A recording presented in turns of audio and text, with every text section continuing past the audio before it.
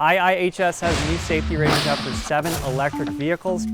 Here to unpack the ratings for 2 of them is Raul Arbelaez, the Vice President for our Vehicle Research Center. So Raul, we're going to talk through ratings for the Tesla Cybertruck and the Ford F-150 Lightning. Before we do that, be sure to hit that subscribe button or like and follow so you never miss our content. So Raul, thank you for spending some time here. Yeah. We evaluated these vehicles in crash avoidance testing as well as one crash test. Let's start with that crash avoidance testing. Yeah. Our pedestrian crash prevention test, we do this daytime and nighttime scenarios. How did these 2 vehicles perform there? So overall, it's really great news for these vehicles. The Cybertruck had great performance in every scenario we conduct, avoided every single crash.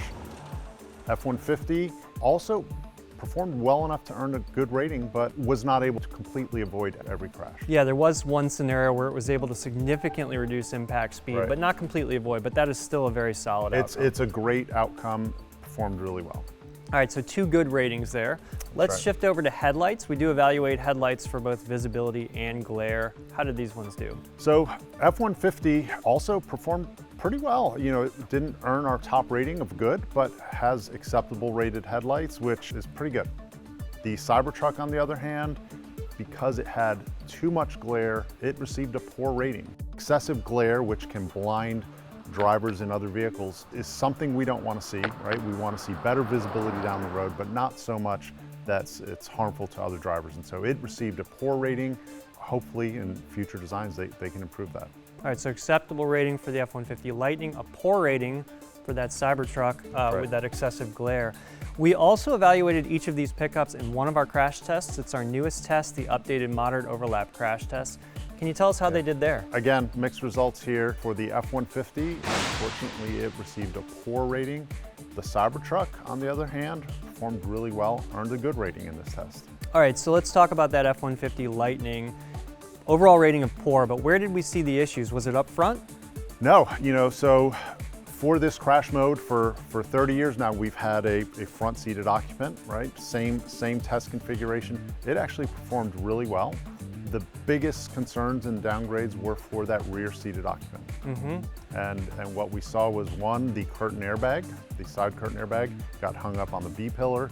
We had some high neck tension on that rear dummy, some elevated chest injury measures, and some submarining of the seatbelt, which can cause some soft tissue injury in the abdominal region. Yeah, that's just not something we want to see. We don't want to see that, right? So all of those added up to a poor rating, which is certainly not something we want to see in a modern vehicle. And how about the Cybertruck?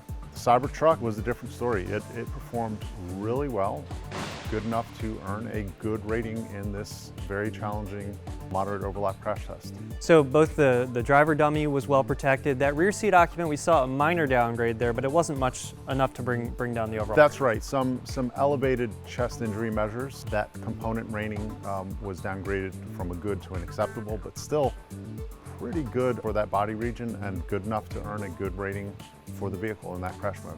Now, as our viewers are watching this test, they might be noticing some flexing around the occupant compartment there, up on sort of the top part of the door. Is that something that we're concerned about in this test? In general, anytime there's flexing and collapse of an occupant compartment, that is of concern.